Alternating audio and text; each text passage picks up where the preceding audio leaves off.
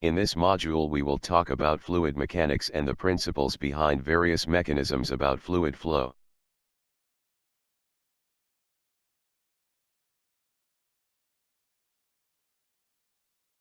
Fluids are present in the earth.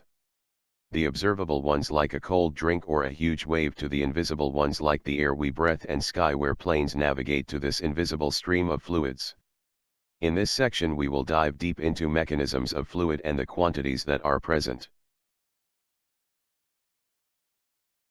Here we start with the concepts of pressure, density, and specific gravity. Let us say you have a block immersed that is mostly immersed in a fluid of water.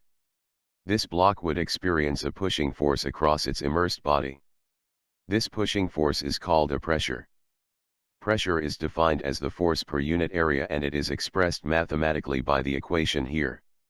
So, the force F is understood to be acting perpendicular to the surface area of the body in all directions. Although the block is partially immersed, it also experiences a pressure to the area where it is exposed to a much lighter fluid which is air. In air we call the pressure as atmospheric pressure. Going back to the equation, we see that if the area of the body is reduced the pressure increases and when the area is increased then the pressure decreases. This is the reason why it is easier to puncture the skin by a needle by a force F rather than a piece of square block whose area is greater than a very fine needle.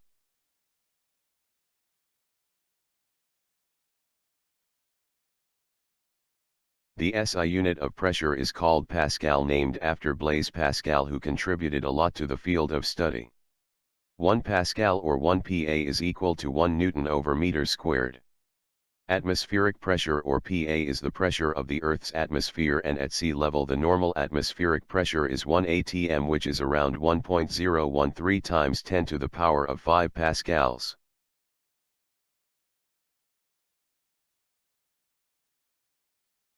When objects float like a cork block floating on water or rises over the other fluids, this is mostly due to the difference of density.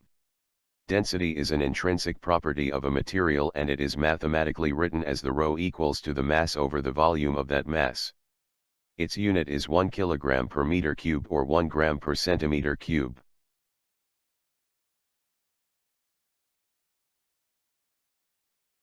The specific gravity, or also called relative density, is the ratio of water at 4 degrees Celsius with a water density at 1000 kg per meter cube. It can be expressed by the formula written Sg is equal to the ratio of the density of the material being measured over the density of water at 4 degrees Celsius with a value of 1000 kg per cubic meter.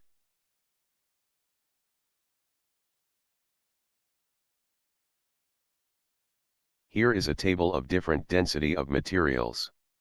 As you can see, ice and liquid water have different density, and the former is lighter compared to the latter, which allows ice to float over the liquid water. In this table we see that stars have very large densities with the order of magnitude greater than 10. Understanding the densities allows us to estimate tools for determining the behavior of materials that are used in construction of various structures and other applications in other fields.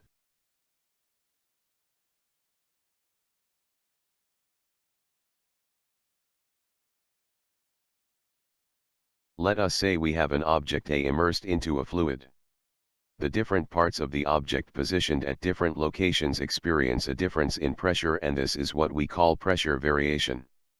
Here we will tackle about pressure variation, absolute pressure, gauge pressure, and Pascal's law.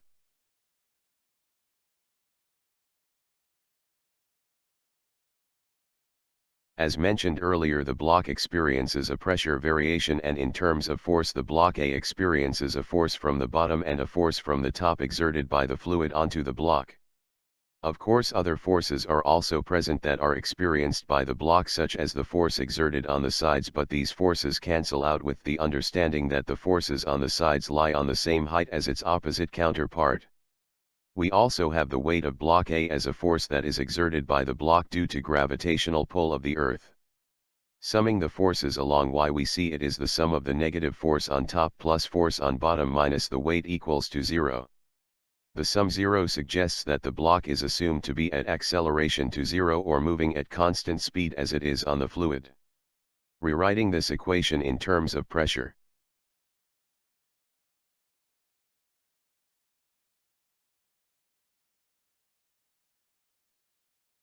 Here we have the mass of the block with area A and it is immersed where the top lies on the surface of water. So writing it as an equation, we have the negative force on top plus force exerted by the bottom is equal to the weight of the block. We redraw this in terms of pressure, so we change this as pressure at bottom and top at positions y1 and y2. Note that the surface pressure is equal to the atmospheric pressure noted as P0. The pressure P bottom is the pressure at any point relative to the surface.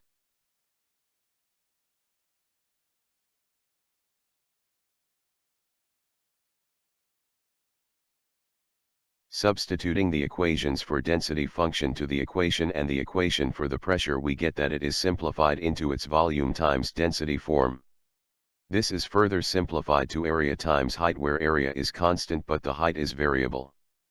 Finally, we get an expression of pressure difference with respect to the atmospheric pressure equals density times gravity times height.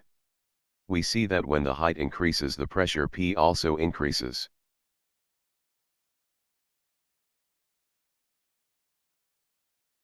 Here we identify each term in the formulation. If we consider the surface of the Earth is the position for the atmospheric pressure, then pressure P is the absolute pressure, the P0 is the atmospheric pressure, and the density times G times height as the gauge pressure.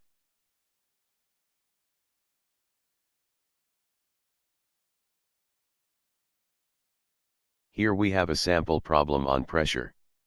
Water reserve with a height of 12.0 m deep in a storage tank whose top is open to the atmosphere. What are the absolute and gauge pressures at the bottom of the tank? First, we draw the problem and we see that pressure at the top is equal to the atmospheric pressure since the tank is open at this end.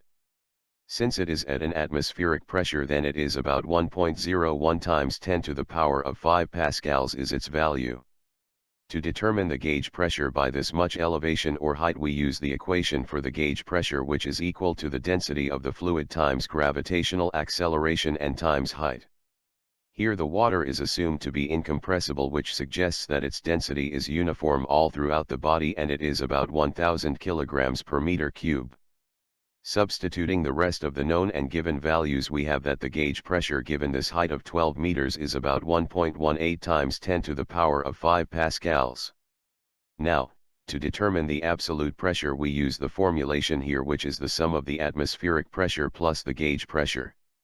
We see that the absolute pressure at the bottom of the tank is about 2.19 times 10 to the power of 5 pascals.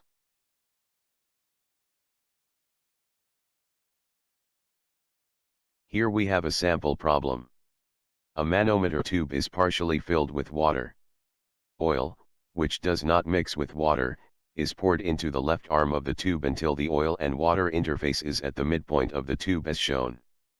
Both arms of the tube are open to the air. Find a relationship between the heights of the oil and water. We have two fluids of different densities, so we must write a separate pressure and depth relationship for each, as shown by the expression here. Since both fluid columns have pressure P at the bottom, where they are in contact and in equilibrium, and are both at atmospheric pressure at the top, where both are in contact with and in equilibrium with the air. So the relationship of the height of the water and oil is given by the equation here.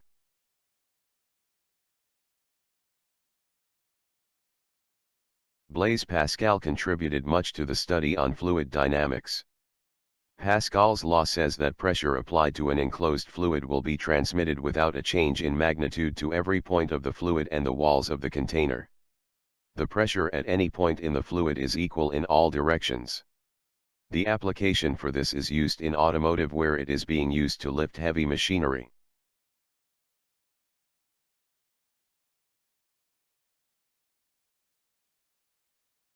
So according to Pascal's law, pressure applied to an enclosed fluid is transmitted undiminished to every portion of the fluid and the walls of the containing vessel. The fluid here is assumed to be incompressible for this to work. So the pressure at area 1 is equal to the pressure at area 2. Now that means that the ratio of the force over area is equal at both areas, and for this condition to be true, the value of the force is altered. This shows mathematically Pascal's law.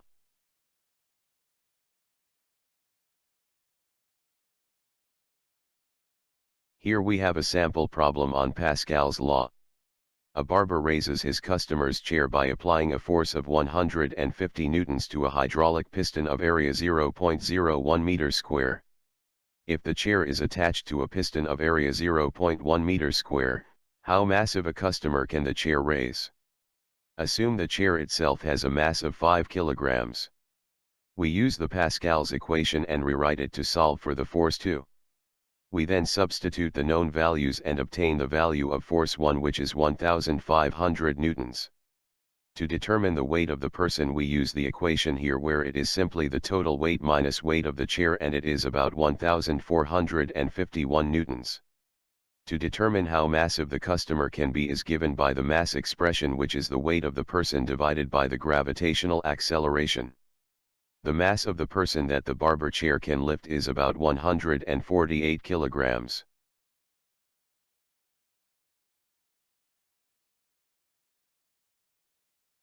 Large metallic-based ships are able to float due to changes in its construction by creating hollow spaces inside the ship in order for it to work. As ships float, it displaces a certain amount of water. In this next section we will talk about displaced water and its relation to the mass that is immersed in it.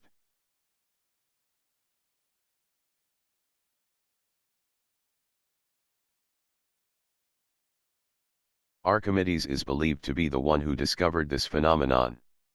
Archimedes' principle states that when a body is completely or partially immersed in a fluid, the fluid exerts an upward force on the body equal to the weight of the fluid displaced by the body. This upward force is called buoyant force. Just like this block of mass, as it is immersed in water, it displaces a certain amount of water.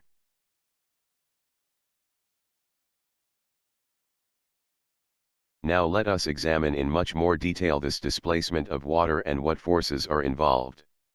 So we have forces that push the top and the bottom, as we recall. The magnitude of the net force along the y-axis is due to the fluid, which is the buoyant force Fb. This force is the sum of the difference of F1 and F2, which is also equal to the weight of the water displaced. Here we express the buoyant force in different forms. First in terms of its density and volume of water displaced, second by its area and height, and third is area times the expanded form of height, which is the difference of y2 minus y1.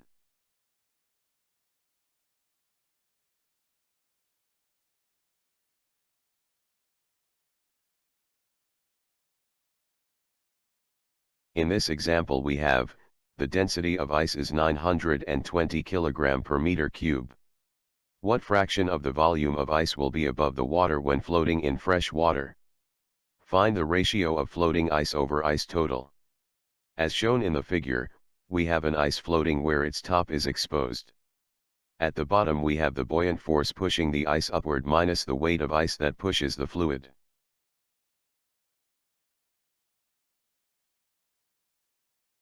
The first step is that we sum the forces along the y-axis and we get the sum of the buoyant force minus the weight of ice total equal to 0. Rewriting this, we get an expression for buoyant force as equation A. Recall the expression that relates buoyant force and weight of displaced water, that is in terms of density and volume. Note that the volume of water displaced is equivalent to the volume of ice total minus the volume of ice float. We label this as equation B. We then substitute equation A to equation B. The equation becomes weight of ice total equals density times the difference of volume ice total minus volume of ice flow times gravity. We re-express the first term as density of ice times volume of ice total.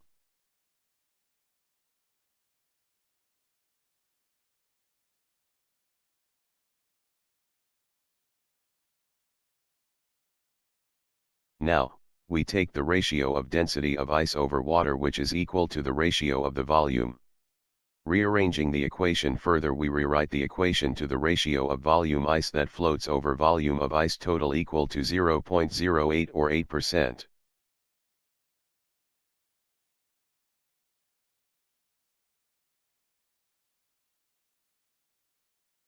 In this section we tackle fluid flow, continuity equation, and Bernoulli's equation.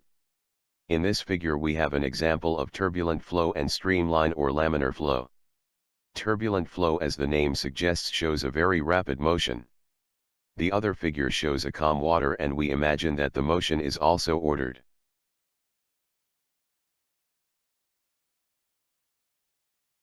An application of fluid flow is design of high-speed vehicles that has streamlined design to overcome air resistance and create very fast vehicles. Such as this odd-looking boat and car which is designed for breaking world records in being the fastest.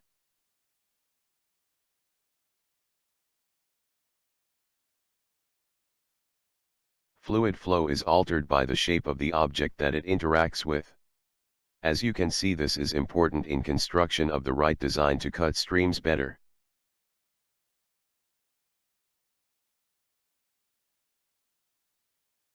Here we have a flow tube which serves as the medium of the fluid. As the fluid flows from point 1 to point 2, its velocity changes in order to accommodate the changes in the amount of fluid. When the fluid that is running in the flow tube is incompressible, the product area times velocity is constant. When there is no change in the pattern of flow, it is called a steady flow, which is typically true for incompressible fluids.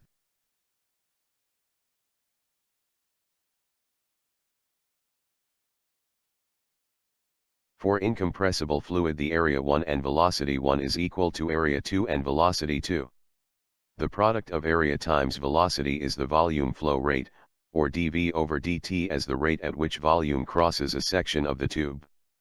This rate remains constant at different points such as point 1 and point 2.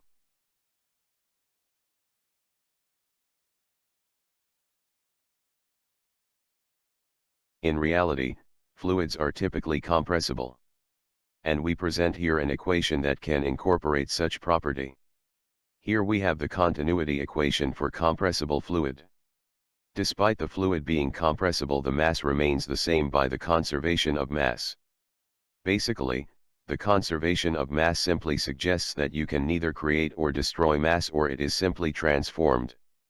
So, the rate of mass at point 1 is equivalent to the rate of mass at point 2 and it is constant. Rewriting the rates in terms of the rate of density and volume.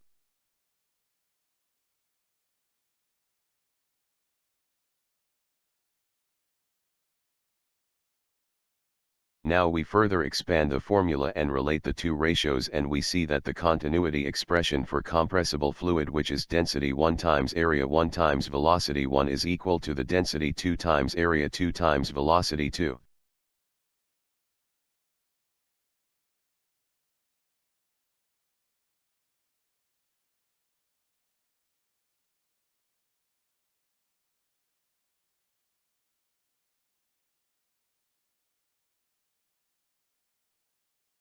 Now have two expressions that can deal with incompressible fluid where the density is constant, and for the compressible fluid with a varying density. The expression is simply differentiated by the density of the fluid.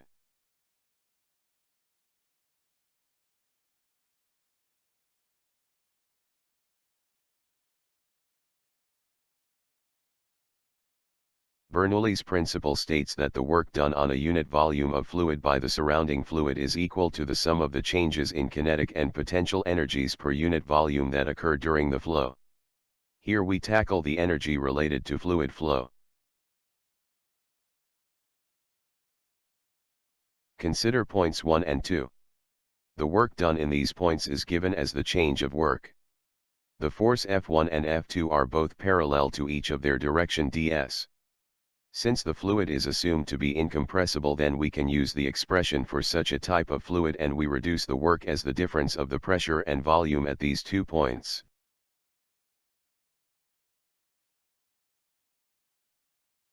Now we continue examining these points here and look at each volume.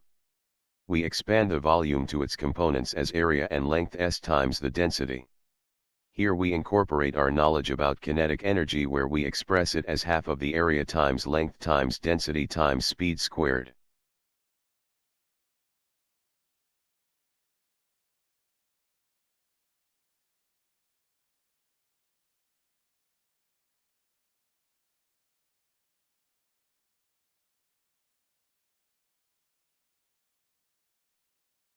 Considering the point 2, we note that the kinetic energy is given as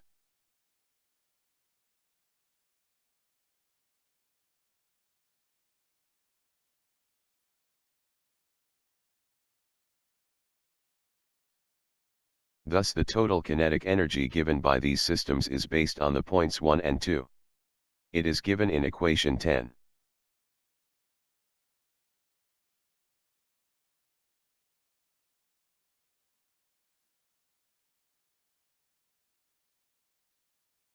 For the potential energies at points 1 and 2, we consider the system is elevated vertically by height y1 and y2 for points 1 and 2, respectively. The potential energy that is referred here is the potential energy due to gravity, and it is simply given by mass times gravity times elevation. The total potential energy is the change in potential energy, and it is given by the expression shown in equation 11.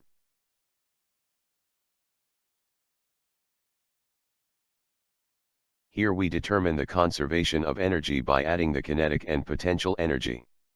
Taking the consideration of the total kinetic energy and potential energy and equating the expressions where the sum is 0, we are able to obtain the conservation of energy for the fluid flow. It is given by the expression 12, where we note that the density is constant.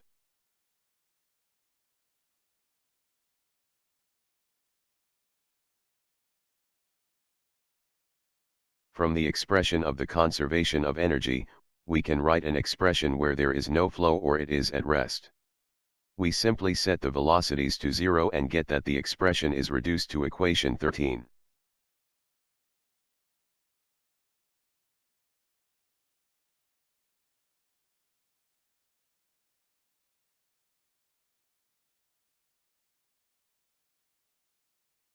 Here we have a problem with the continuity of fluids. Water enters a house through a pipe with an inside diameter of 2 cm at an absolute pressure of 4 times 10 to the power of 5 pascals, about 4 atmospheres. A 1 cm diameter pipe leads to the second floor bathroom 5 meters above. When the flow speed at the inlet pipe is 1.5 meter per seconds, find the flow speed, pressure, and volume flow rate in the bathroom. Here water is assumed to be incompressible.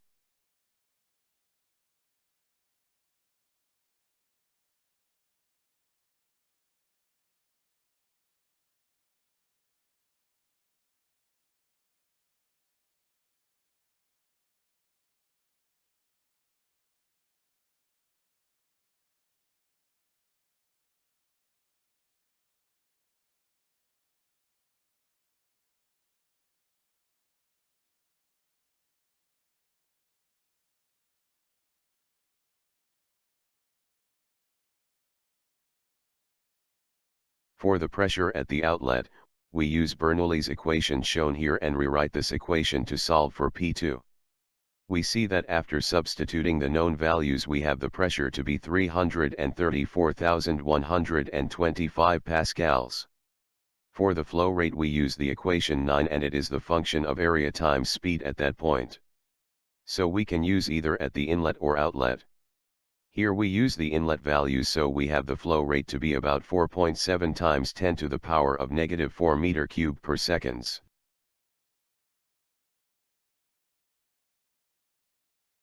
Smoke produces two types of flow as shown in the figure. At the bottom we see that the flow appears uniform or laminar, but once it reaches a certain height a disorder is formed. The difference between the two types of flow is due to friction or fluid friction. This property of fluid is called fluid viscosity. Fluids have different properties, such as water compared to honey, where honey has higher viscosity. External factors can also affect the nature of flow, such as the surrounding environment, that it can produce a turbulent flow. Surface tension is the spreading of tension across a surface of a certain liquid. The surface tension is caused by the nature of cohesive forces acting on the surface area. This cohesive force promotes the reduction of surface in contact to have the smallest possible form. When we blow soap bubbles, we see the formation of an elastic membrane that has surface tension. This membrane is an interface developed when a liquid is in contact with other liquids, gases, or solid materials. Another interesting application of surface tension are insects walking on water, like the water strider.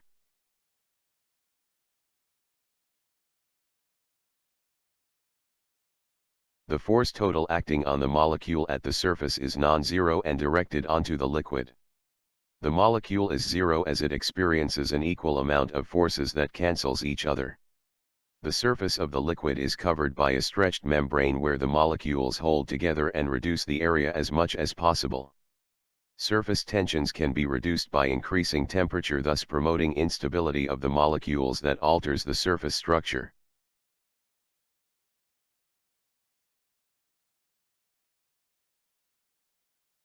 The surface tension is defined as the ratio of the surface tension force to the length d along which the force acts. Measuring the surface tension of a soap film, we use a device called the slider. The horizontal slide wire is in equilibrium under the action of the upward surface force. The amount of force can be measured by balancing force T.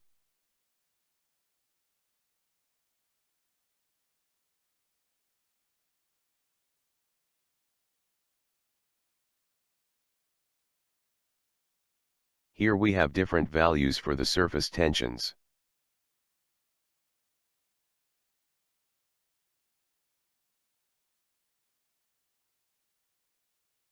Here we have a sample problem on needles floating on water.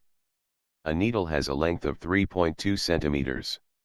When placed gently on the surface of the water, with the surface tension is 0.073 newtons per meter, in a glass, this needle will float if it is not too heavy. What is the weight of the heaviest needle that can be used in this demonstration? Here we draw the problem and examine its cross-section, and we see that the water tension exerts a force on both sides of the needle F. Since the needle is in a static condition, then the net force along the y-axis is 0. The sum is given as the weight of the needle going down and twice the force along the vertical as a counter. The maximum weight that it will be able to float is equal to twice the force along y. The angle is assumed to reach 0, so that means that the force will be solely along the y-axis. Substituting the values for the surface tension and length is equal to 4.672 times 10 to the power of -3 newtons. The end for now. For questions and comments you may send them to diyslearningstuff@gmail.com. You may review the slide on YouTube at diys@diyslearningstuff. Note, please do not forget to use your school email. Also write your complete name and class section. Thank you for listening and see you next meeting.